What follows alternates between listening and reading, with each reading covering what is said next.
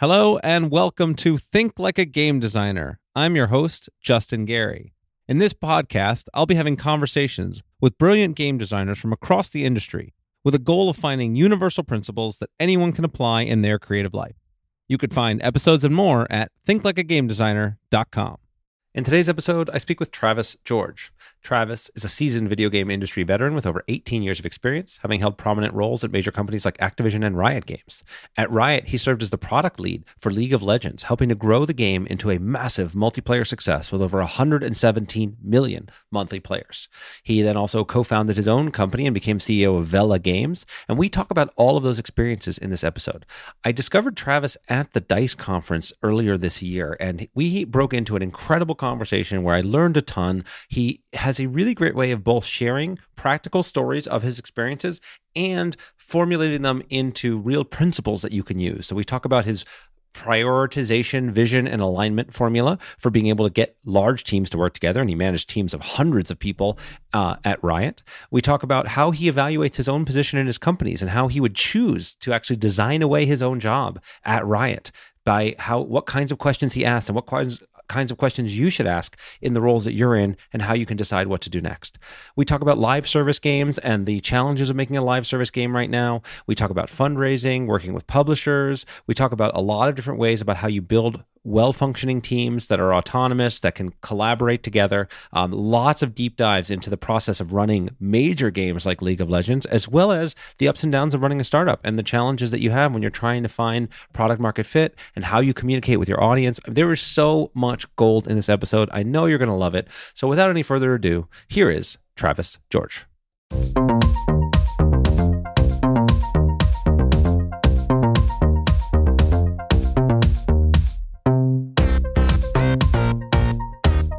Hello and welcome. I am here with Travis George. Travis, man, it's great to finally get you on the podcast. Yeah, it's great since we talked last, and I'm happy to be here. Yeah, you were one of those people. I mean, we just kind of met in the hallways at the DICE conference and just started chit-chatting. And it was like, I immediately got so much value out of our conversation and frankly had a lot of fun with it. I knew I wanted to get you on the podcast and be able to both learn more from you myself and share some of your insights and fun stories with the audience. So this is going to be a great conversation. I know it.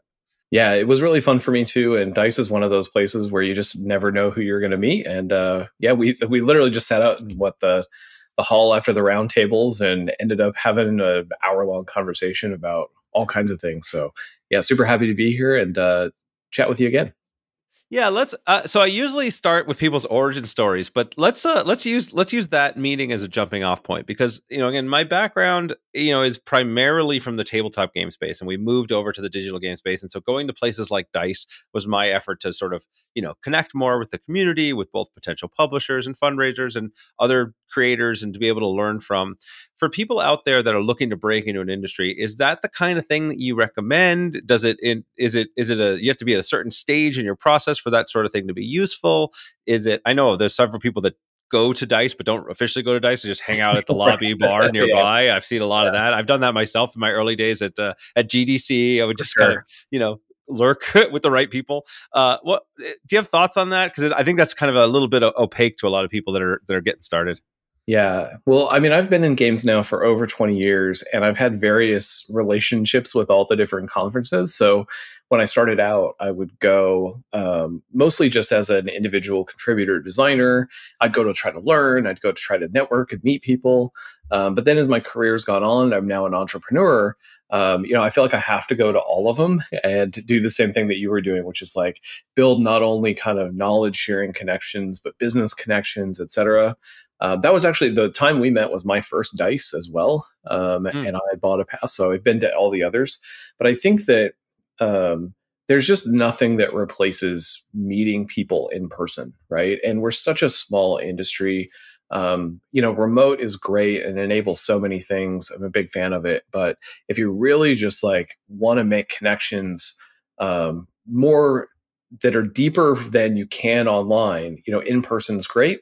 And then also, like I said, our meeting would have never happened except for the hallway at DICE. And so I think it's one of those things where you have the opportunity to really meet other people. And so It all depends on the conference you want to go to, and kind of what your goal is, because there's a conference for everything. But I do think that nothing really replaces like getting out there and not only looking to try to intentionally meet people, but just putting yourself out there and finding out who you might meet, because you never know, you might meet somebody that you learn a lot from and build a relationship with. Yeah, exactly. I think that's really well said, and it's advice I've given for a very long time to people in the tabletop industry. Like that you got to go to the tabletop conventions. Like the creators and certainly, I think this is probably more true for tabletop than for digital games, but I think it's definitely true for both. It's like you're here because you love it. Like you're here, like there's no everybody like is passionate about the industry, is passionate about the making cool things and seeing other people make cool things, and so in general, it's a very supportive space, and it can be intimidating. I know there's a lot of people out there that maybe don't feel like they're so good in social situations, and they kind of have a little bit of trouble, but these events often have structures that help support that. Like I did a dice that was like a little speed dating, speed networking kind of process, right? Which is a little cheesy, but whatever. It helps you like force you to like interact, or the little round tables and different things. Like, there are ways to get out there, and not every conference is going to turn into something meaningful down the road, but it creates more opportunity space for luck and possibility and making that right connection, and that the relationships that you can build are for the long term, right? You've been doing this for 20 years. I've been making a living in games for 25 years now. It's like, this is not a short term, like I'm going to, quote unquote, network and make a deal. It's like, it's a different philosophy. And the thing is too, is that, I mean, if you don't go, you know exactly what the outcome will be, because there's no chance for you to meet anybody. There's no chance for you to connect. If you go, like you said, it may not be you're closing a deal tomorrow, but you have the opportunity to meet people. And like you said too, like the number of times I've run into people 5 years later or 10 years later, and we catch up and it's like, oh, well, you know what? Now I work at so-and-so, and I can actually connect you with somebody else who might actually be able to help you in your business, or you might be able to help them, which feels really good. And so it is a long-term relationship. It's such a small community on kind of the digital or card game side that, and I'm an introvert, right? Like I'll stay home and just play games and watch movies on Netflix the whole time. But going out into those shows and like really putting yourself out there, I think has just paid so many dividends. And I really regret not doing it for quite a few years, kind of in the middle of my career. And so only in the last kind of third have I really gotten back out there. And I'm always exhausted afterwards. But is that introvert energy, is all expended being an extrovert. But I always come back, and generally I always feel like that was super worth it. So yeah. And it's also tough too. Like the more, there's the version of this where you're early on and you're broke, and it feels like going to these conventions is a high cost in that sense and can be difficult for people. And there's a version of this where you're like, you're busy and you've got a company to run and you've got games to make. And it's like, you're taking yourself out of that for 5 days or a week or whatever for the conference. And then you've got your recovery period, which is at least a couple days to get back up track and get things going. And so, so it can be there's a lot of resistance. I know I feel it. But every time I go, like you, I felt like it's been valuable, and, no good story ever started with, I decided to stay home and rest. Unless it was right after you just got back from a conference. Yeah, that's right. It was like, I decided to stay home and rest instead of going out again. Okay, so let's take this to the Wayback Machine, because I really want to get the full arc of your journey, because you have gotten to experience a variety of different aspects of the industry and have like worked for the biggest companies in the industry. You've launched major products for them, including ones that are very close to my heart and teams I know very well. And then you've now also created your own company and had the kind of more indie experience and growth there. And you've made a lot of interesting choices along the way. So I want to have a chance to pick them all apart. But I want to start again at the early days. I think you actually went to school for game design. Is that right? That's right. Yeah. So I grew up in the Midwest, and I really just love technology, and obviously part of that was games. So when I was actually 17, I wasn't sure what I was going to do with my life. So I got me and my 4 best friends, and we started like what would be now like an IT services company. It was basically like, can I work with my friends on computers and make money? And that sounds amazing. it turns out after about a year and a half of doing that and actually being relatively successful, the company still exists today. One of my co-founders actually runs it today, and it's like his career.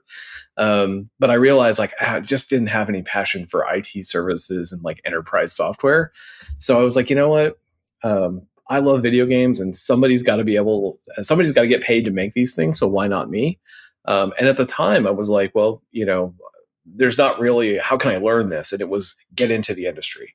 And the only way you could kind of get into the industry was like you knew somebody in the industry, right? Like, I mean, it's such a tiny industry now, let alone back then. And so I was like, well, can I just get an experience working? And, I found the Full Sail. I went there in 2002. 3 months after I even learned about the program, I was enrolled, moved across the country to Florida and starting. And so I just went for it. And I learned a lot.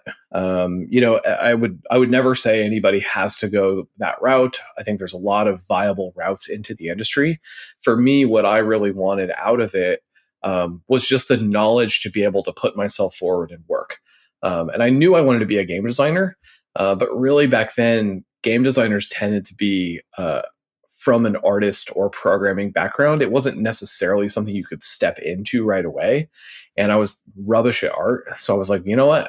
C++ it is. And so I just learned C++. I learned, vector math and all that stuff that you need to kind of program core games.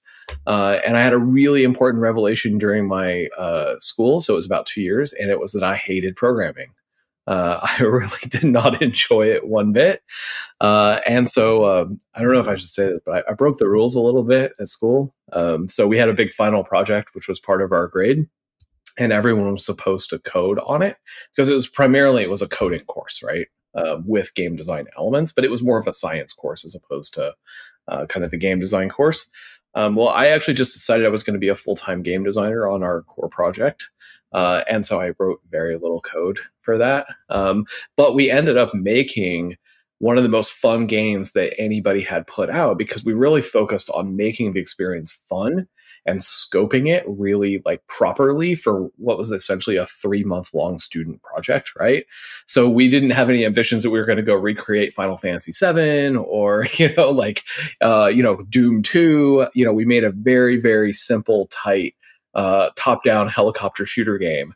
And it was great for what it was, right? And that taught me a lot. And that ultimately was kind of my opening into the industry. But it was a crazy experience and, really opened the doors in terms of what I was able to do to add to the industry as opposed to not really knowing anything at the beginning, Yeah, it's fascinating. It's like actually not a lot of the people that I talk to go, kind of get a formal education in game design, and especially again, as you mentioned, a lot of these universities they really teach programming and graphic design, and not game design is kind of a little add-on, a side quest, which is there where there's plenty of that material out there. But I think it's great.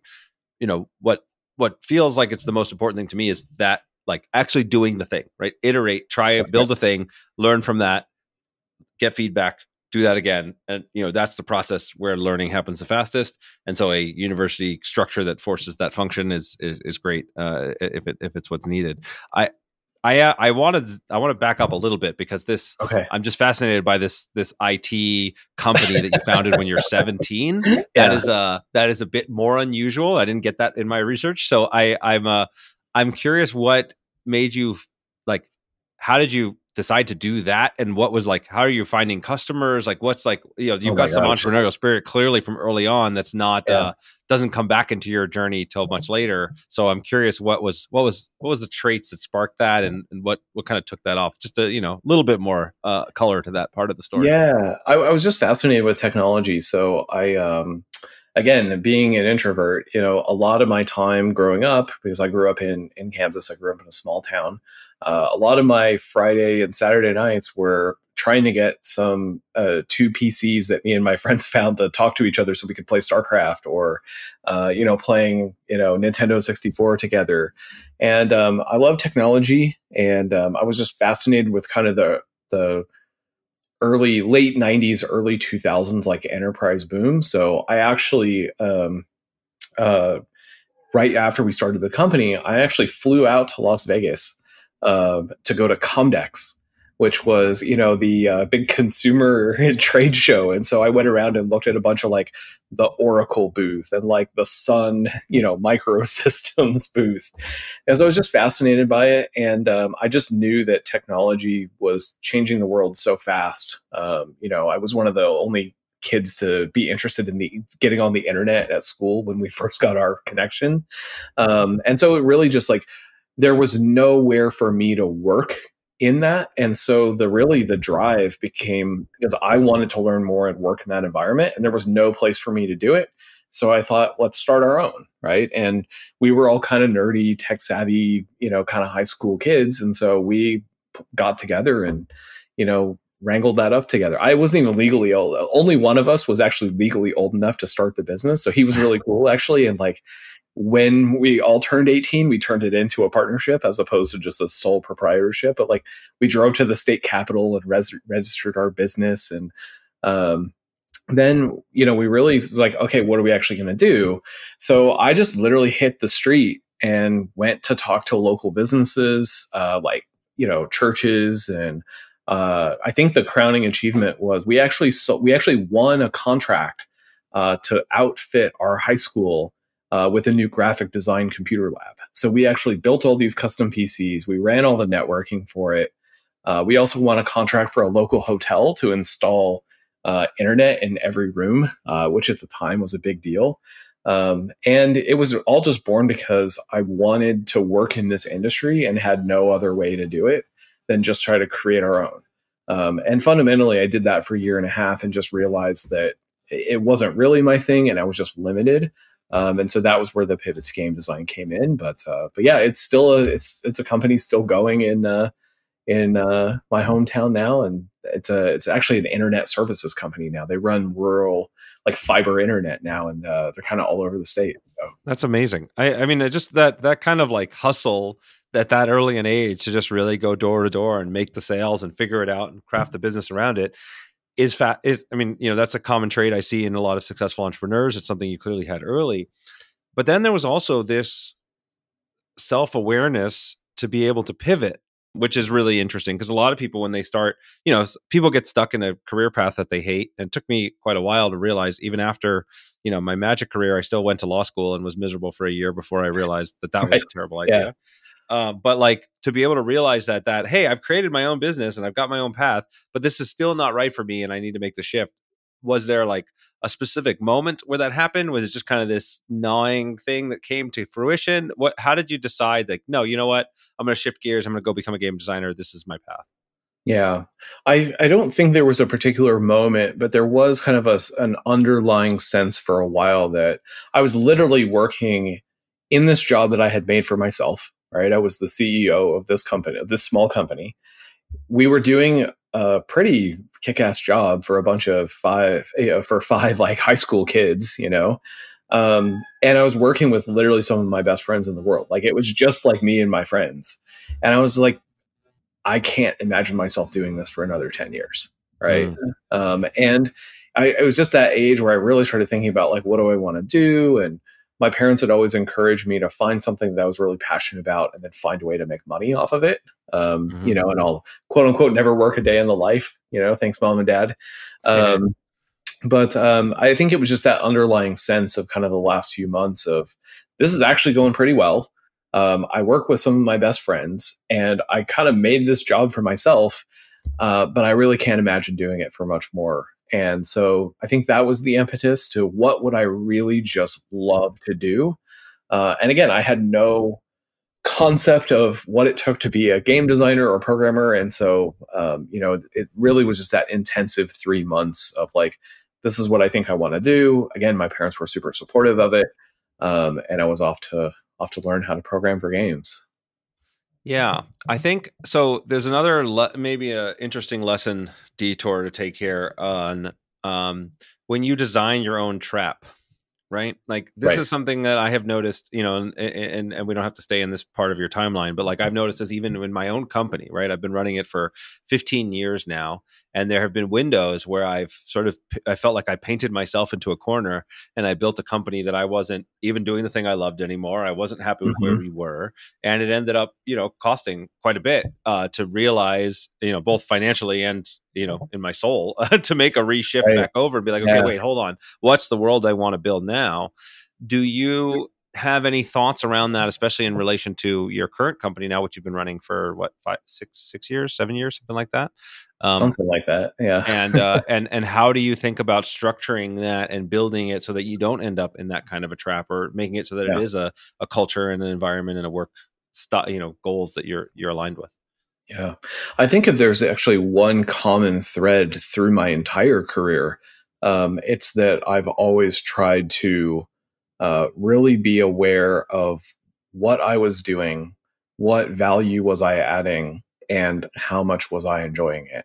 And so, I've actually not worked at very many places, but inside even those stints of more than a couple years here and there, I've always done that.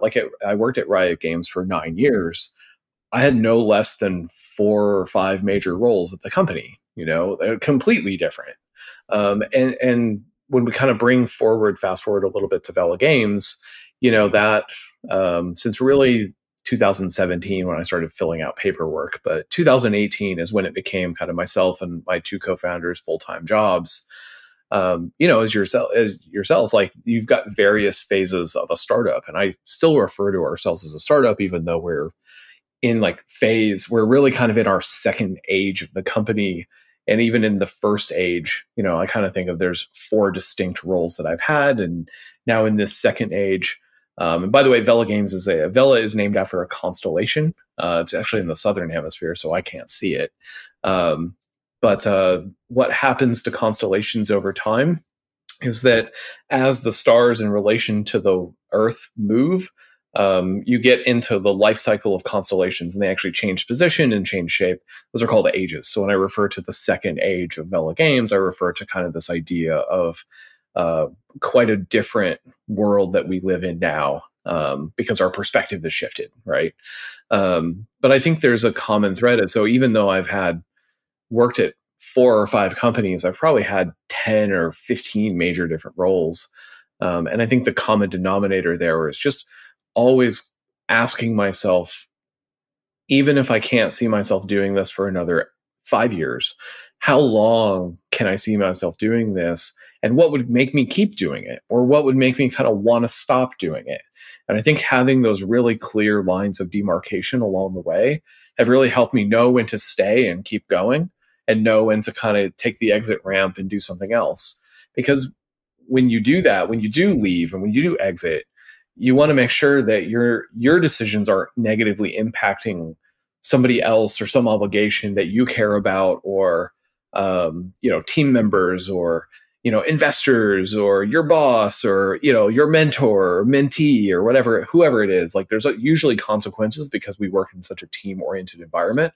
So I think just really asking yourself, like, why will I stay doing this? And what are my kind of criteria for leaving? And then being able to craft that narrative, right? I've got a couple pretty good examples along the way of those, but that's the general principle, I think. Okay, great. Well, I'm eager to hear the examples and add stories to it as we go through. But I think that's really great. And what resonates with me is I have found that with every project that I take on, it's really important that I set out my kind of definitions for success and my definitions for, kind of pivot time, failure, this is not working, Yeah. up front, right? Because once you're in it and you're like kind of far along, you're going to face these, what I call the dark forest, right? Where there's struggle, there's challenge, you're not really sure. And the tendencies, depending upon the type of person you are, could be to run before you should, and like leave the challenge. Or if you're like me, I'm like tenacious to a fault, Stay in too long. and I will like go That's down with the ship and probably like me. bleeding down to the end. Probably It's like, me. well, Yeah. okay, that's not right. And so setting it early, when you're like, okay, I'm calm, I'm not like too emotionally invested, I'm not too emotionally distraught, I can say, here's what my parameters are. And so 3 months, 6 months, a year from now, if I'm not at criteria X, then I need to change something. If I met criteria Y, then we're okay. And I found to be a really helpful frame for making sure that I don't, let my natural tendencies and emotional charge make bad decisions for me. Yeah, so I think that's very wise. I've definitely not done that in several cases, but I have a really strong principle about kind of game design, life, product management, entrepreneurship is like always make a decision. But I think it's really important for me, at least, that that decision can be, I'm going to defer this decision until X, right? Like you can consciously choose that you are going to wait to make a decision. But in my mind, it's never okay to not make any decision, right? So I've gone into a couple roles before, and I'm like, I have no idea what I expect out of this. I have no idea what it's going to be, and that tends to be when I'm doing something new. Or like at Riot, there were a couple examples of where no one had done this job before, no one had done this role, so we didn't really know what it was going to be. And I said, okay, within 3 months, I am then going to say, okay, here's my success, here's my off ramp, etc. Right? But it's kind of like build out what the lay of the land looks like. And I think there's a couple times when I haven't done any of that, and it's probably the times I regret most. Yeah. Let's the always make a decision, but you can decide not to decide is an interesting distinction. You can decide to make the final decision later, right? I see. Right. Do you have to, when you say that, does it have to come with a specific timeline, or just like, I'll revisit this in 3 months? Yeah, you always have to set a time, right? Like it can't be indefinite deferral, right? But I think that's the way to say it is you can defer a decision under certain criteria, right? Imagine you were working on a prototype for a game, right? And you time box it, and you actually end up and you're like, you know what? We didn't actually get to this vision over here, but we actually have something that we're really excited about. We can defer that decision. We can push that decision, but it has to be under very tight circumstances. It has to be very specific and say, we're going to give ourselves more time to explore this path because it might actually be better than what we were doing before. And I think it would be kind of a shame in some situations that we have in our careers and life to kind of stick to a decision no matter what, right? And just like kill something or, not give something the space it needs or not give yourself the time to really process things. Like I think as I've gotten older, I look back at a lot of decisions I made when I was younger, and I was very, all the time deciding what to do and just realizing like give myself the grace to take things in and really process how I feel about it and how I'm reacting to it and what's really going on. I think that for me is what feels like wisdom. I think that you can, in my mind, you can defer things, but it has to be specific, right?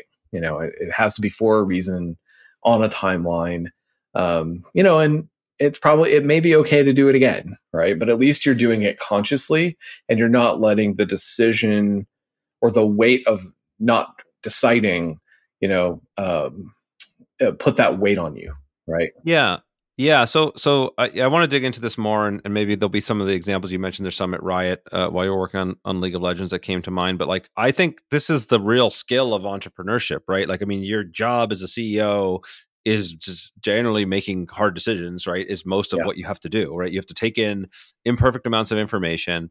You're having to make some judgment calls here and there. There's a lot of consequences on the line, and how do you decide when you make those calls, right? I mean, we're wrestling with this stuff right now. We're building out our 2025 kind of release calendar for products and crowd funds and different things that we're doing. And there's some of them that I'm like, okay, we know for sure we're going to do this kind of product. Our Ascension's our main line. It's our 15-year anniversary. We're definitely doing an Ascension thing next year. But then we've got like, okay, there's like 5 new potential projects we could incubate and try.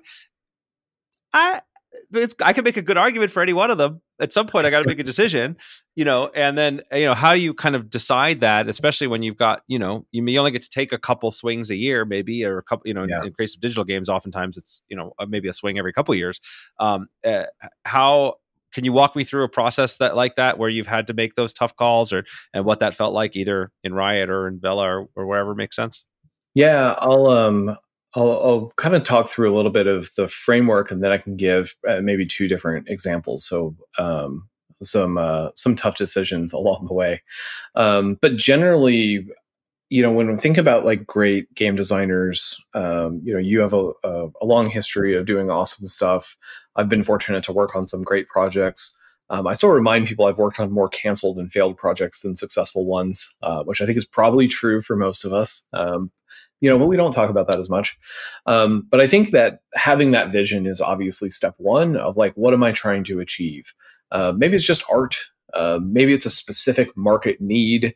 But you can't start anywhere unless you have at least a clear picture of an outcome. And that doesn't mean you have to have everything decided and figured out. That's not the way it works, as we all know. But you have to have that vision. And then I think the secret for me has always been really the power of prioritization. And this is really the act of determining not just what's important, but it forces you to decide what's most important. And I think that was a really great lesson that I got hammered into me from the co-founders of Riot is like, we never had anything that we were contemplating doing that wasn't important or a good idea. It was what's most important, right? And what's most valuable and what's most in line with our objectives, right? And so that prioritization forces constraints. And I think then it really is like a secret lens you can look through and understand, why would I even do this, right? If I can't articulate the most important aspect here. And then once you have what's most important, then you can go and build alignment, right? And I'm a big believer in alignment. And as alignment for me is essentially sharing the vision so that others can embrace it and be a part of it, right? It's different than explaining something to someone. It's bringing them along on the journey. And I really believe that you pay these costs like in a project with a team, even if you're a solo project, right? I've never done a solo project, but I would imagine that doing this process is valuable for a solo project as well. But I'm a really big believer that you pay all of these costs at some point in the project. And the later you do it, the more chance that you're going to actually have to undo work that you've already done, and thus time, money, effort, resource, whatever is valuable to you that you're expending to get to this point. And so I really, really think that like that's the framework that I try to make a lot of decisions and guide people through, which is just vision, prioritization, alignment, right? And it's easy to say, it's hard to do, and there's no one way to do that. But I think if you skip any of those steps, you're fundamentally missing out on a major, major portion of that kind of decision-making process, right?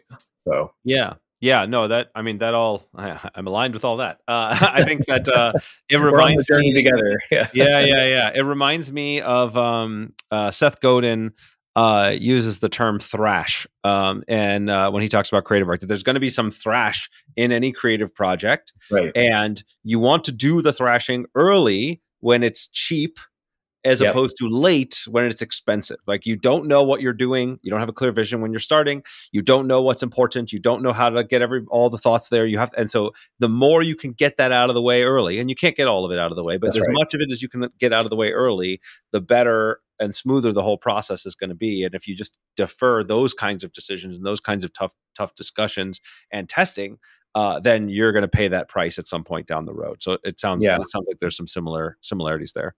I think of it a lot like I tried to actually create a formula one time for how I think about like making great things. And I think where I got to was a really simplified version of it, which was the processes and tools and kind of methods that you use are kind of a speed function, right? They allow you to go faster, right? Whereas the talent and the creative energy and the juice or the mojo or whatever you want to call it, the vibes that you have on kind of the creative side and the talent and the people side are what will increase your accuracy, right? So you will, with the right team, with the right chemistry, with the right creative vision, you will take fewer swings. And then the processes and tools that you use will allow you to iterate faster. And thus, ultimately, the more, like you were saying at the beginning, the more iterations that you can turn through, the higher chance of success that you have, right? And so I think sometimes we kind of ignore one side or the other of that, right? Like, oh, tools and processes and we'll fix everything, but the input is people and creativity and vision, right? And those things that, a process is just a guide for, right? It's the uh, the fuel, in the engine, right? So that's kind of, I've tried to think about that as well. But I love thrash, and that's a very elegant way of like just get the thrash out of the way early as much as possible, right? Yeah. Okay. So I love how you think about the stuff. This is, again, we geeked out on this from the first time we met, but I think, this is where I came from, right? Because I came from this as an analytical game player, and I had to learn how to become a game designer. And so I tried to break down all these fuzzy terms like fun and Right. collaboration and whatever Right. into something that's like, okay, step 1, step 2, step 3, like, how do I align these things? But I think one thing I've learned from my analytical mind and from when I wrote my book to when I actually, what resonates with people is stories and real examples. So you've referenced a few of those. So let's leave the theory phase a little bit. Let's get to the ground level and some stories about how you've applied this or misapplied this, right? Because lessons learned from mistakes are at least as valuable. So let's talk about a couple stories, and then maybe we'll zoom back out to the principles. Yeah, great. So I think there's really two things that come to mind when I think about this, and one is really like more of a personal kind of a story, and one is more of a team and kind of company story. So I was very fortunate. I joined Riot Games early on in early 2008 when the team was only about 15 or so people. I don't remember the exact number, but it's around there. I wasn't the 15th person, but they had just gone through a bit of reorganization to try to like now build this thing called League of Legends. And they wanted me to be a game designer on it. I had just come from a failed startup and was wholly uninterested in joining another startup. But I did anyway, because I wanted to try it again and work with some people that I had met along the way. But fast forward, we launched League of Legends, and around the time of launch, I was essentially made the transition from game designer to game product manager. I don't call myself a producer because I'm actually not that good with schedules. I'm actually not that good with process, despite the fact that I think it's important. I was really zeroed in on what's most important for the player, right? And what are we actually prioritizing to give the most value to the player? And that really aligned with my personal philosophy. That was something that Riot is famous for, and I believe to be extremely genuine during our time there. But anyway, we launched the game, and it started to become more and more successful than even we had thought, right? And so I remember ringing up the president of the company one day, my boss, and saying, I want to do your job. I want to essentially be the executive producer of the game. And he kind of laughed at me, and he's like, I don't know if you do. And I was like, but I do. I really want to do that. And so I was really fortunate to essentially serve as the lead producer, senior producer, executive producer. They called it 5 different things since then. But I was in charge of prioritizing League of Legends. And we were going through a crazy growth phase. I did that role for about 3.5 years. And during that time, the development team grew from around 60 people to around 400 during that time. And League became massive, and it was really a testament to just the passion of everybody on the team, and having a great game, and us making some of the right decisions along the way and fending off competitors. I had a really important revelation, which was I didn't want to do that job anymore at one point. Which even in retrospect, when I tell people that, sounds insane. I loved that job. I loved the team. I loved everything all the opportunities that it afforded me. But I realized 2 things. I realized that one, I was kind of creatively really exhausted after essentially 6 years of 24 hours a day, 7 days a week of League of Legends. And I wanted to work on something else at the company. I wanted to still work at Riot. I'd do something else. But 2, I realized that the job was bigger than me at the time. Right. I had grown immensely in terms of my skill and my relationships and my prowess. And, I would put it as like one of the 10 best jobs in the entire game industry. And I remember super clearly, I walked into my boss's office again, and I was like, I'm not going to do this job anymore. Like, I don't think that this is the right structure. I don't think this is the right people. And, and I love it, but I think we should do it an entirely different way. I think this job should not be one person.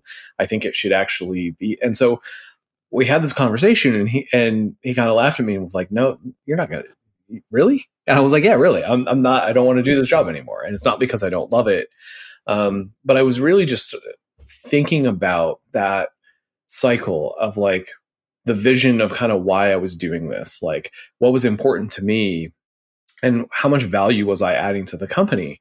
And I actually just realized that this team and game and product would be better if we did this role a different way, because we were still kind of running it the way that we were when it was 100 people. So I actually took the next 6 months to think through what would really be important to setting this up for success. And so we came up with an entirely new process on how to run the development team. We came up with a 3-person leadership structure. I talked a bunch of people into doing this job, and how are we going to decide like what to do? And it really like worked myself out of a job over the next 6 months, and walked away and ended up moving, to an entirely different Riot office. And as far as I know, they still use that structure today. I've actually heard people who I've met along the way use the process that we developed at Riot now, kind of a agile scrum at scale for games. And, really just like walking away from that, because it really just, it was an incredible opportunity, and I'll probably never have anything like it again, but it just didn't fit my vision for what I wanted for myself, what was important for me and the team. And so I spent the next 6 months building alignment on what we were going to do instead. And there's probably still a bunch of people today who think that I got fired from that job, because like who would walk away and like who would give that up? I swear that's what happened. But it was just it's a fascinating story. And when I reflect back on that, I see a lot of those principles, even if I maybe couldn't articulate them at the time. I look back now and think about that story a lot. Fascinating. I did not expect the alignment that you were building to be the one that got you out of your job. That was an interesting version of putting these principles into practice. And I think it's a funny thing too, because you mentioned that kind of in passing. It's like you didn't necessarily have these principles articulated, but you were doing them, and then you've kind of articulated them later. And I found that to be very true in my own career, and even most of the great kind of designers that I speak to. It's like you can only kind of build, you could tell your story in retrospect more so than you can, going forward, and then you refine it over time as you put it into practice. Okay, but now you've got me intrigued by this. You built a whole new process of Riot Agile, kind of. It's not Agile and by Scrum. myself, but that was no, you're taking full credit for it. Nobody else at Riot had any clue what to do. If not for you, they would have failed a long time ago. I understand. I heard you. But no, well, okay. So this is a thing, again, like I found that there's a very different structure, and we've developed our own kind of. A lot of people say they do agile, they do Scrum processes, and what that means is they break their waterfall down into 2-week chunks. But right.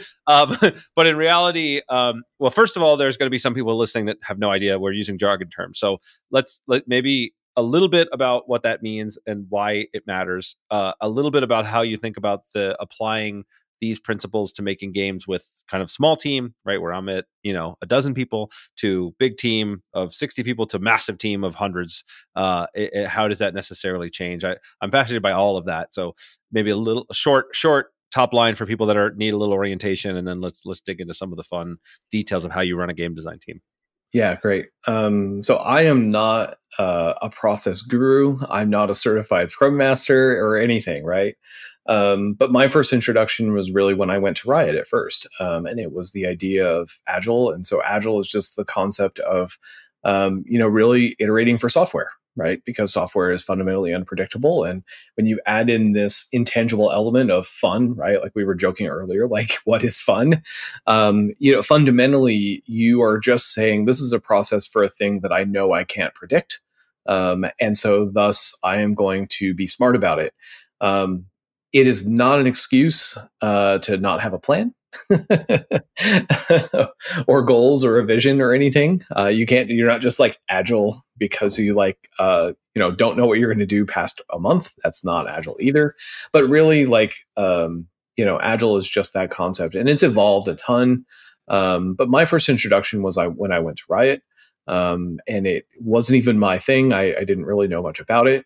But as I started to take more of a leadership role in the company, and we started to find that, going from a team of 20 people to 60 people at launch to a 200 to a 400 person, global unit, right, was extremely difficult. And I think the top line for me of why you do agile, other than the unpredictable nature of software, especially games, is that if done correctly, it allows people to participate in that process of having a shared vision, prioritization to determine what's most important, and then fundamentally building alignment. And so that's kind of the why you do agile and the benefit you get out of it. And as far as jargon, I'm not even the expert on that. Yeah. So and again, I don't think there's much value in it, right? The basic idea of agile methodology, as I understand it, is that instead of saying here's the plan, go build this, when we don't know what, things are unpredictable, as you said, both in terms of fun and how the software is going to work and how long things are going to take. But we break it down into small chunks with smaller goals that we can all get aligned around, and then we execute on those smaller goals. We learn from that, and then we adapt and continue in what. That's right. So, and fundamentally, everybody has their own version or flavor of it, right? Right. And I've had people argue different sides of this in terms of like the, kind of more formally being a week or 2 weeks cycle, or, I've had people push for continuous deployment versions, and there's a lot of different ways, and I don't think there's a single right answer. I think it's going to depend upon your team and your structure, right? But that's where I want to learn from you, because, like, again, hopefully, I'm learning on this stuff as I go. We've developed a massive improvements in process since I spoke to you, last whatever it was in February. We've improved a ton, but it's tricky. I mean, it's not that I feel like there's consistently room to grow and to learn, and what's working for us today at the team size we have would definitely not work if we tripled in size. And so it has to shift. So what was the process that worked or didn't work? Either, and you can pick the version at Riot that you built, or you could pick a version at your own company. Like, how do you think about that from I want small team, medium team, big team, new project, big project? Like, how does it shift? I want to kind of just piece apart, like, how, if somebody out there is thinking about building a team and building a project like this, how would they approach it? Yeah, I think fundamentally there's so much good literature and examples of building a small team for Agile, that essentially, like, everybody's got their own rules around it, like you said, and it's just whatever works for your team. But say you've got a team of 4 to 11 people, like whatever that right size is.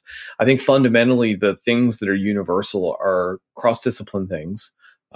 Avoid service teams if at all possible, which means, it always happens where there's a UI team on a game, and then there's 7 other teams that need the UI team, to do things. Yep. That will inevitably happen, but try to minimize that as much as possible. But fundamentally what you're trying to do, whether it's a 10-person organization or 1,000-person organization, is you are trying to create autonomous teams that can accomplish goals.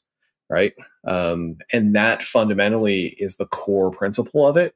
And I think what we did at Riot was we did about literally probably 8 different versions of trying to do that at scale. Because it was really important to us on the team that, we're bringing in some of the most talented people I've still ever worked with. And I fundamentally believe that I'm not the smartest person in the room. Like, my job isn't to have the best ideas possible. My job is to get the best ideas out to our audience, right? And now, obviously, coming up with great ideas is fun along the way, and it's part of what I love to do. And I think that's being involved in the creative process is still where my real passion is. Process is not, but process is a means to an end to get that creativity out to your players or out to your audience or to whatever goal you're trying to accomplish. And so trying to do that at scale with Riot was the real challenge. And I got to work with some really awesome people. My main partner in crime was a guy named Ale Alderson. Who's an awesome Icelandic guy. He's a venture capitalist now, which, plot twist, about all the decisions we make in our lives. But we really worked hand in hand to try to iterate on this with a lot of the leadership team and with everybody. So it was a huge group effort, but really the commitment was that we were iterating on this product. League was a huge live service game. I remember early on when we were comparing ourselves to World of Warcraft, which we viewed when we were tiny and, 20 people, said, how often do they patch? And it was, every 6 weeks. And we said, we're going to patch every 2 weeks. And it was just kind of an arbitrary number that sounded crazy. But we did that for years and years and years. And that was the lifeblood of the game. And it really developed this like live service pattern. And so we're iterating on the product all the time. Why wouldn't we iterate on how we make the product better, as well, right? And really empower and enable the awesome people that were joining the company as we were growing so quickly, serving different markets and different players. So that was just a really core principle of that. And Ale especially took the lead on developing that process. And really what the breakthrough was the idea that when you reach a certain scale, you almost kind of assign what we called initiatives at the time, but essentially large team goals that are almost like their own product structure. So we would have something like champions. Champions is the lifeblood of League of Legends. You can't do that with 20 people at the scale that we were trying to do it at. So there were 100 people, and so they had their own tech lead and design lead and, product lead and art lead. And they were fundamentally kind of equipped with everything they needed to just go make the best champions possible and prioritize that. And then at the top level, myself and the rest of the technical leads and the art leads and everybody, the design leads, we would prioritize across initiatives. And so we essentially just made this super product structure inside of it. And it really worked well for scaled teams, and they've evolved it a bunch since then. So, I've worked in Riot since 2017. But fundamentally, it was that idea of just empowering a group of people to work within and kind of almost manage their own product inside of it. It was very different than like a business unit, kind of that like 1980s, old school management style. It was really built around arming people with the creative kind of goals and then letting them go do it. And there was some really wild stuff that came out of that. So would you give them kind of a KPI or key metrics that they would be judged on, and then give them the resources they need, and then just say, okay, go, as long as you're doing this, you're, within the resource bucket and hit the KPIs, you're on your own, go get them? Yeah. And in the simplest form, that was it. Right. Again, it was the challenge at the top leadership level was making sure that all the groups were moving in relatively the same direction, and kind of addressing any kind of strategic needs that we had from the company, right? So, we're behind on our champion cadence, so we really need to put that up. Dota 2 is about to come out, which is this massive competitor from one of the most famous game companies in the entire world, right? We have to kind of strategically align everybody in the same direction. But then when it comes to the decision making and the product they're outputting, we were kind of the quality bar, but at the end of the day, really, we tried to empower those teams, those initiatives, and then those initiatives tried to empower their teams as much as possible, right? So it went from me kind of having a much heavier hand in like, we're going to make this champion and this is what they're going to do, to, being in a review every couple of weeks and seeing all the pitches and kind of helping greenlight those. The Jinx came out of that process. Like arguably the most iconic League of Legends champion ever came out of that process from one of the small champion pods on this huge initiative, on this huge team. You still got that like real spark of creativity from people. And our job was to take those things and elevate them and make sure that they had the ability to go deliver it to players. Right. Yeah. Wonderful. Well, I'm going to use that as a jumping off point because there's two other major topics I want to hit before we run out of time. And they could take quite a bit of time, which is live service games, running and operating a live service game. What does that mean? How do you do it well? How do you learn as you go? Because that's the kind of thing that, it's a lot of people. I mean, it's the main business model for all the most successful games now, and that this continuous content and operation and learning is critical. I think it's very hard to do well. You've done it a lot over different projects. So how do you approach live service games? How should people who want to build live service games approach them? What are some lessons we could learn on that side of things? So since we're recording this in the year 2024, my thoughts on live service games are very different than they would have been in the year 2014. I think live service games at the moment are what's one step removed from nearly impossible. And I think that's really a testament to how well the existing live service games have done. When live service was this kind of concept of, MMOs and MUDs were kind of the early versions of live service games. But as we think of them now, the Fortnites of the world, the League of Legends of the world, the Valorants, the Counter-Strikes, etc., they've literally had hundreds of thousands of creator hours and billions of dollars invested into them for the sole purpose of still being the best games on the planet, right? And arguably they are. So even 10 plus years ago when we were growing at Riot and, I was interviewing people for strategic product roles at the company, I loved asking them the question of how would you take down League of Legends? You have as much money as you want, you do whatever you want.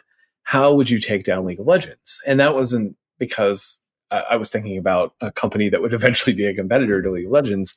I was thinking about it can't just be build a better MOBA, right? Or it can't just be build a better shooter, right? It had to be, how can we fulfill the needs of this audience in an adjacent way that's potentially better or more interesting or more social or X, right?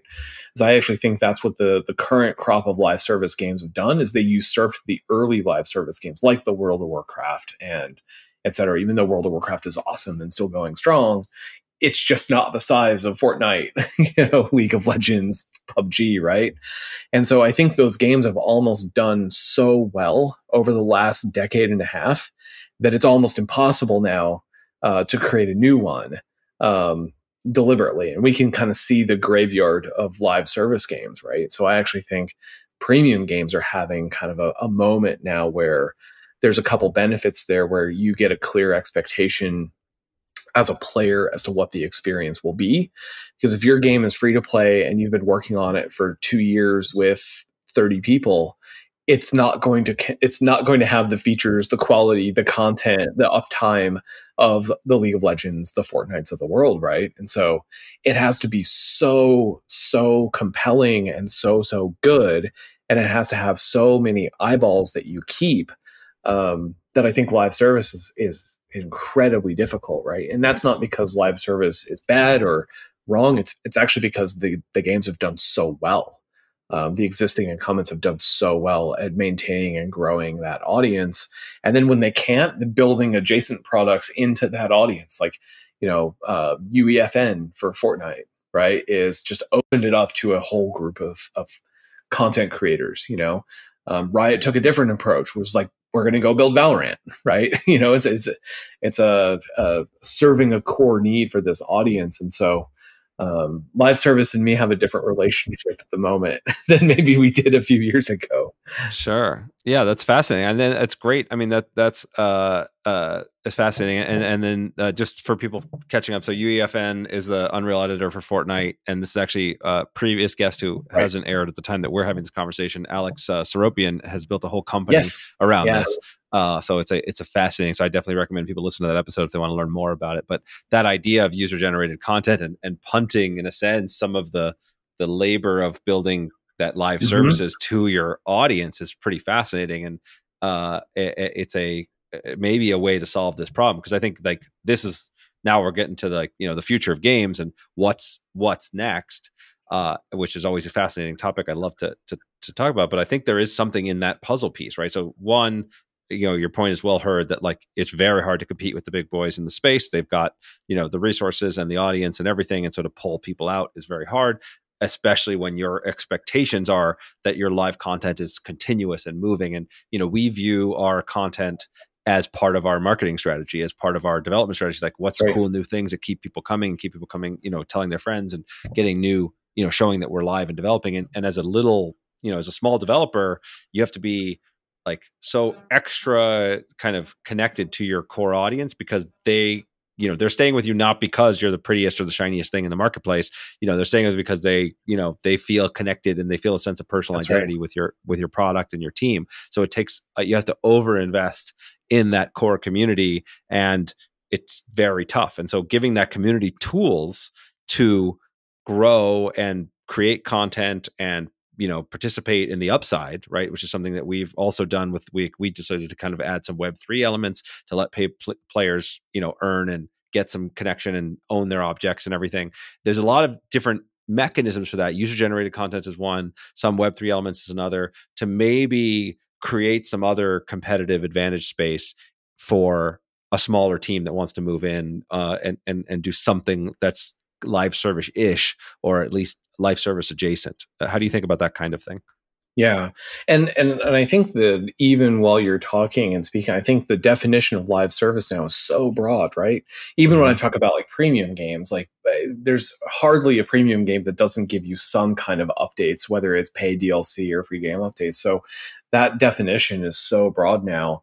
But I love the idea of exactly what you said, which is like connecting with that core audience, right? So finding out who they are, or they giving them a way to find you, right? And then building that connection, I think is as old as games themselves, right? Like I've played a lot of chess, but it wasn't really ever my game, but it has this huge audience and it's built in. So I think that live service now has given us ways to go beyond just kind of the initial game, which I think is just so exciting as a creator. And so when I talk about I'm not in love with live service games anymore, I really mean giant market leading free to play games. And I think that's so hard to get into, but fundamentally, like we all should be thinking about how we can have an ongoing relationship with our core audience, right? Whether it's cool marketing content or UGC or Web3 enabled. Like, I think that there's always going to be a different way to slice and build out what's valuable. Again, knowing your core audience. But I think I don't ever, unless you're, God, I was going to say even making a movie, but then you make a sequel, right? We're in constant pursuit of keeping people with us to go on the journey. And if it's done really well, it's that feedback loop too. Like they're inputting things and making your product better. And then you're solving problems that they don't maybe know how to articulate or that they have, right? And yeah, that's right. To a cycle, right? Yeah, so, that combination of listening, finding your audience, listening to their needs, interpreting what they say, and being able to deliver on the things that they don't even necessarily know how to ask for is like that's the real core loop of a magic. of magic there. That's the hard part. Okay, so that there's somewhat related to that, right? There's the, how do you find that core audience? How do you speak to that core audience? And then I want to use that as a jumping off point to get to the idea of, working with publishers versus fundraising versus trying to, kind of just bootstrap your way to building something. You've made some interesting choices along the way here. So whether you want to jump in at the, how do you, speak to your core audience, or how do you think about leveraging these other paths to building an audience and a team and a whole process in the first place? Yeah. And so when we started Vela Games, myself and my two co-founders, two of us had been at Riot most recently, one of us at Electronic Arts. And, we really thought for this to do it, we were kind of on the big moonshot path, of go raise, a good amount of venture money, go build a free to play game, build our own platform, new IP, just kind of everything hard mode. We used to joke, it's like, we're just rolling hard mode on everything here. But at its core, what we really wanted to do was build games that people could have a great time online. And, specifically for us, that meant thinking about game design, community building, and even technology choices that we made, essentially orienting a company around the idea that we are going to build experiences that don't have to be a miserable pain in the ass, right? And specifically, like a lot of online games, playing with other people is a burden, right? Or there's a high chance that you're going to have a very negative interaction, right? And you're going to hear about all the obscene things your mother did last night, right? And that's not what keeps you coming back, right? And so we started with that vision of like, we want to build games like this, whether it's the first game or the 10th game. And so when we started thinking about how are we going to find and connect with the core audience, we started with that. And so we really started with like, here's our thoughts on building games that people can enjoy online. And we're not trying to make a friendship simulator. We're not trying to make a social network. We're just trying to make it so that there's a high chance that you have fun with someone, even if they're a stranger.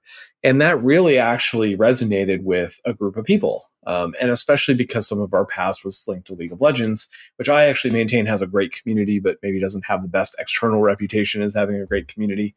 We found a lot of people gravitated towards that message. And then we actually announced our first game, which was Evercore Heroes. And during development, it actually took this change from like a straight team-based co-op game to a competitive PvE game. And we found that almost all of our original kind of followers stuck with us.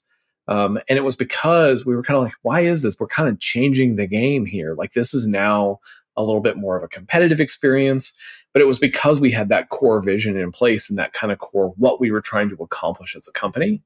And then fast forward, we launched Evercore Heroes into a closed beta. It just didn't have the metrics to support kind of continuing development. So we unfortunately made the super tough decision to like wind that down. That meant changing the company, scaling back, kind of what I alluded to, like that second age of the company. Now we're a very small kind of indie team again. And we've actually made a dramatic change. We're making a second game, and it is very different than the first one. Like the first one was more action RPG, MOBA inspired. This game is very much a hero roguelite. It's a roguelite. It's a completely different genre than the first one. And we still talk about this every day, where it's like, there's still so many people in our community, in our Discord, who are still here. And they maybe don't even play this type of game, but they're here because they found something that they love with us, whether it's the heroes, the world, the IP, the relationship we have with them, the core vision of the company. And it's really a testament to that idea of like, even though the products are different and have changed and everything, starting with that idea of like, this is what we want to accomplish, and we want you to tell us if we're doing a good job of that or not along the way, has really proved to just be a super durable thing that are just impressed by every day, because we're a very small, struggling indie company now. And, we have a great, way larger than we deserve community, and we're thankful for it every day, Yeah. So I want to just sort of on a granular level, what that means is before you launched your first game, you were putting out like what, articles or doing interviews? Yeah, or writing like blog posts, doing interviews with press, just really talking about like why we started the company and what we wanted to do. Right. Got it. And was it just your reputations that got you that, and that a little bit more of a platform maybe than other people might have starting? Or did you also did you raise capital when you started? We did both. And I definitely do think that, our reputation kind of got us in the door, so to speak. Like I'd be silly to say it didn't. But at the same time, I think what we were talking about, and, let's be very honest, like venture capitalists, we can all have kind of the opinion of them we want, but at the end of the day, what they're looking for is commercial potential, right? And so our argument was, hey, look, like we know games are inherently the social construct of games makes games more successful. We can do that better, was essentially kind of our pitch. And that So the reputation got us in the door, but the vision, myself and especially the two co-founders that they kind of brought to the table and we articulated together, got us the funding and got us the start and ultimately built us the team and a project. Right. Yeah, great. And now I want to hear more about this pivot period, because that's very tough, right? You went from a large team building a game that has a good number of fans and people that love it, but not enough to justify continuing to develop That's it, right. and can't support the team that you have.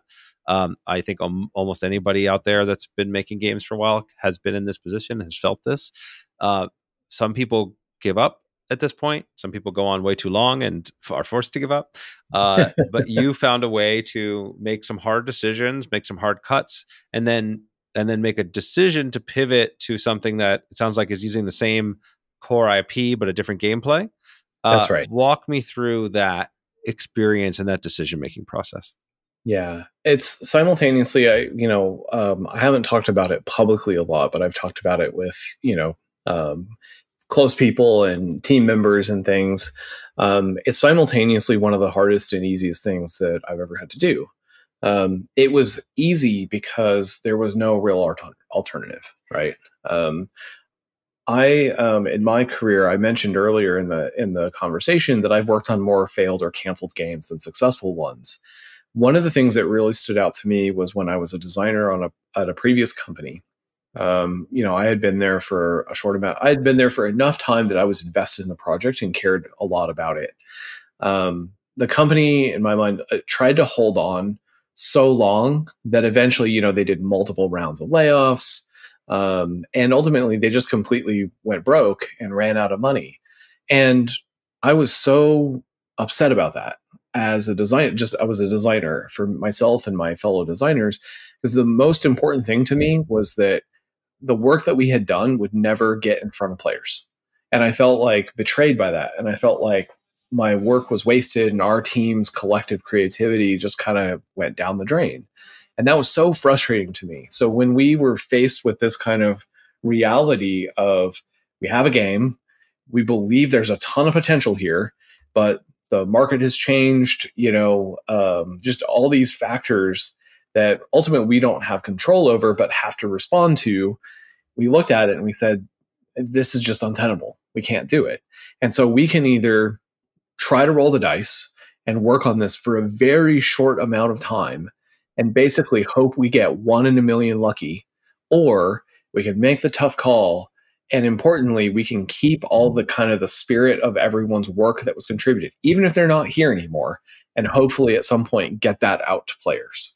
And that was, not the only factor, but that was a lot of the guiding principle of those decisions. So from that standpoint, it was easy because we really didn't have an alternative other than shut down the company on, and gamble, right? And I just didn't feel like that was fair to the spirit of everyone's work. And so myself and the co-founders, we made the tough decision. It was obviously incredibly difficult because we had to let go of a lot of people. And I still maintain it was the most talented team I've ever been a part of, was kind of that Evercore Heroes team at Vela Games. I always said they were great and awesome, and luckily they all found other roles. But that was obviously the toughest part, was just not even having to let people go, which is incredibly difficult, but not being able to kind of keep that energy and that spark and that relationship that everybody had. Having to break up kind of the band, so to speak, was super, super tough on everyone, right? And I'm still there, so I can't even talk about, the impact that it had on the people who were affected by it. But that was really tough for everyone. Yeah, and it is, and thank you for sharing that. I know that's not easy. I have been through that cycle myself, and I almost did exactly that wrong thing and kept going and put the company into massive debt because I didn't want to have to lay anybody off and didn't want to have to go down that road, and was forced into the situation where it's like, okay, well, I either do this or everybody loses their jobs and everybody loses everything. So it's a very, very tough thing. It was the most painful thing that's ever happened to me in my career. I'm grateful for it in a sense, in retrospect, because I learned a lot and I realized that, to make that decision sooner in the future, if it is also everybody was fine, right? Like, you feel like you're killing every, you feel, it feels like death, and everybody got, they got other jobs, they made it through. We, and the company was able to be stronger. And I realize now that I do a disservice if I don't, take those decisions seriously early. And so even though it's difficult, I think it's just the other part of being a good leader is having to be able to make those difficult decisions, at the right times Right. when they need to be made. So, like we said earlier, you have to make the decision. You can't not make the decision. That's right. That's right. And Deferring it was super tough, right? And this was kind of at the beginning, end of 2020 or end of 2023, about a little over a year ago now from recording this, and it was just when the industry was starting to get bad, and a lot of people actually have found other roles. Unfortunately, some people have actually been laid off from other roles because our industry is not stable. It's never been stable, but it's unfortunately more unstable than it has been in a long time. And so I really feel for kind of the uncertainty and disruption that it causes in people's lives. But at the end of the day, I keep going. My co-founders and our team now keeps going because we just really believe in the work that everybody did. And even though it's in this completely different form now, like we've changed the gameplay, it's a different product, it's game 2, but we're using as much as we can because we really believed in that. It just wasn't the right game at the right time and the right development cycle. And so we're trying to kind of right that now, and hopefully, even if people aren't working on it now, they can look back and say, well, I worked on that hero, or I did that gameplay or whatever, and be proud of it. Right. Preach. Honestly, I mean, like, it's hilarious to me because I just feel like I have the same narrative in my own head. Right. I mean, I literally was working on the original version of Soulforge, which was a, mobile TCG. That was the game that we almost bankrupted ourselves on. I had to lay people off. And then and now we are building Soulforge Fusion, which is literally like this new version of it because I believe in the game and I believe in the work that the team did, and we're now able to kind of launch it and thrive in this new way, which is, so this is where I want to dig into that part. It'll probably be the last topic we have time for, is like when you're deciding on this, like, same but different kind of new approach, like how did you make the decision to go that direction? How do you deal with the self talk or self-belief in the terms of like, okay, well, I was really wrong before, but I don't think I'm wrong about this. I'm going to keep going. What brings you to that space, and how did that conversation go with your co-founders and your remaining team? And so I think in terms of the product and then the self-belief, so really on the product side, we just went through that process of like, what's a vision that we can all get excited about that can serve an audience, et cetera, prioritize it, right, and then build alignment. Where we really focused on was we knew that we had to make something that was going to be smaller scope, and we knew that we had to make something that was still going to be like a genuine like pivot, not a restart of a whole project, right? And so, in that team vision that we had always kind of had, that we articulated before we even talked about our first game, and we just went back to that and said, we've changed this game several times along the way, right? And so what are the best parts of that game, and what are the things that players aren't responding to? So we actually just brutally got rid of all the things that were confusing or too complicated, or were kind of added for the wrong reasons, right? And we went back to the core essence of the game. And so, several years ago when we were first working on Evercore Heroes 1, it was kind of a co-op PvE game with a lot of roguelike elements. And so, we said, let's take it back to its roots, but really double down on the roguelike part of it, right? And so that really translated. We've had to do a lot of work to move that over. It's definitely not kind of the quick pivot that we thought to really realize the genre, authentically. But at the same time, like the game is, this new game is genuinely really fun, and genuinely, I think that's why a lot of our existing player audience has stuck around, even though it's a completely different game style. At its core, it was always kind of there. So we just stripped everything else away, and that simultaneously made the product more clear and focused, but also made it so that we could do that scope of work with the new reality of being a very survival oriented, scrappy startup, again. So Yeah. that's on the product side, right? Yeah, and I think there's something I've heard it referred to as the power of broke. There's a real clarifying function that happens, right? When you've got a lot of money and a lot of runway and a lot of team, like that, like fluff and starts to come in, right? Like you just, okay, sure, we could try this thing, and yeah, okay, these one, you kind of lose a little bit sometimes of the vision and the clarity and the efficiency when you're like, nope, listen, we've got this much runway and this much team, and we've got to focus. Like you said, the key of prioritizing. It can be done, of course, as you did it with very large teams. But man, oh man, does lack of funding and runway force that in a way that I haven't found anything else to be quite as effective. Yeah, I mean, constraints force, right? Like constraints just force that, whatever they are, and so we're under all the constraints at the moment, Yep. So it really has to be just like super, super clear as to what we're doing. And then in terms of like, how do we reconcile that?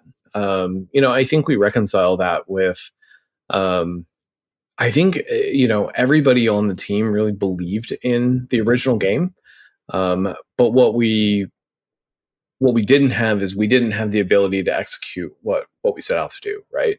And that was a function of not being maybe as focused as we should have been, which I kind of point back to myself in terms of like trying to do everything. Right? I made the comment earlier, it was like we rolled hard mode on everything, right? Like maybe we couldn't have rolled hard mode on 2 or 3 of those things, and we would have set ourselves up for a better chance of success when inevitably, the market cycle would turn. And so, we were just about to go do another fundraising round to go launch the game into, a year-long, alpha beta period, and then grow the audience with the game and really refine it. We just didn't have the ability to do that. And so we had to just kind of focus down and put out what we could at the time, give ourselves the best chance. Unfortunately, it wasn't enough. But we all walked away from that game thinking like, under the right circumstances, we really believe in this. But the reality is we didn't have the circumstances to do that. And so it made it very easy to leave behind and say, what do we have the circumstances to do and what can we believe in? And it was really just that, like, back to our roots, strip away everything that's not important and just do this, right? But I think most people on that project would still say today, it's like, hey, if you got another crack at this, would you go do it? I think a lot of people would say yes. I'm not sure I would, just because of the cycle battle scars. But I certainly think it had legs, but we just didn't have the ability to execute it, and that's the unfortunate reality. Sometimes is sometimes it doesn't matter if it's gonna be great. If it's not, and in your reality, it doesn't matter. Yeah, you're on the wrong timeline on the multiverse or whatever. But accepting that, and not like blaming everyone else, right? Like, we could have made better decisions. We could have changed things along the way, et cetera, et cetera. So, but just understanding, like, it's not always that you had a bad idea. It's that sometimes execution is even more important than the idea. And for all the reasons, we just weren't able to execute that first game. Well, yeah, I believe execution's always more important than the idea, or at least I'm willing to go a vast majority more times, right? A team that can execute well can outperform a team with great ideas that can't execute. That's right. And it's like, it's a combination of factors, right? There's a good idea as a force multiplier. The ability to execute is essential and challenging, and a lot of uncertainties, and the decisions have to be made along the way. The environment around you are things that you can't control that can change the success or likelihood of success of a game. And this is like one of the important lessons that I just like, it's so critical to reinforce. It just because something didn't work doesn't mean it's a bad idea.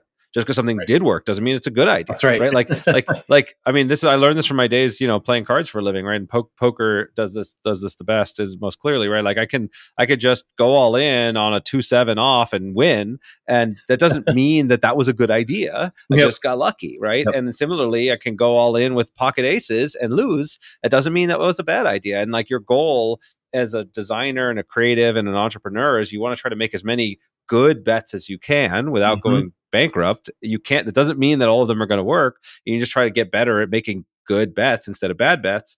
and that's kind of how you evolve and go. And so it's really important to reinforce that, because I know a lot of people, and I have people that reach out to me all the time. They're like, oh, my game didn't work, or this didn't get picked up, or this didn't publish, and they feel like they're a failure. And it's just, as you said it before, right? You've worked on more games that have failed or not launched than you have on ones that have been successful. And that's, I think, true for everybody out there. So just that reinforcement of that message, I think, is something people really need to hear.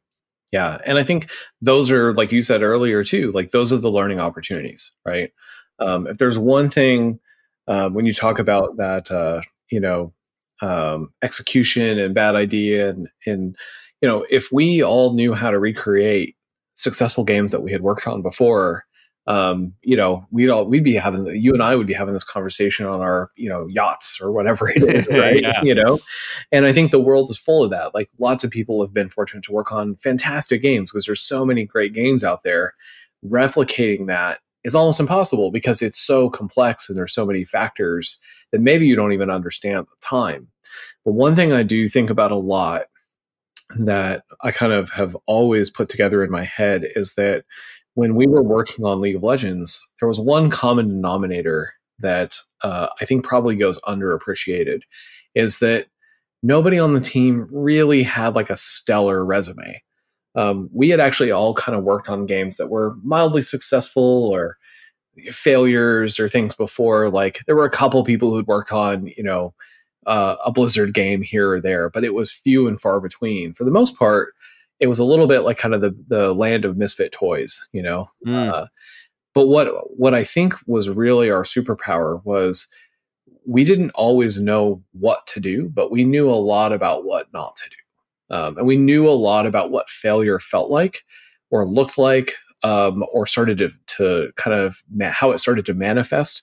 And we would always be willing to course correct and try to chase the ideal. So it was almost this kind of battle hardened experience of like, this smells like failure over here, let's not do that.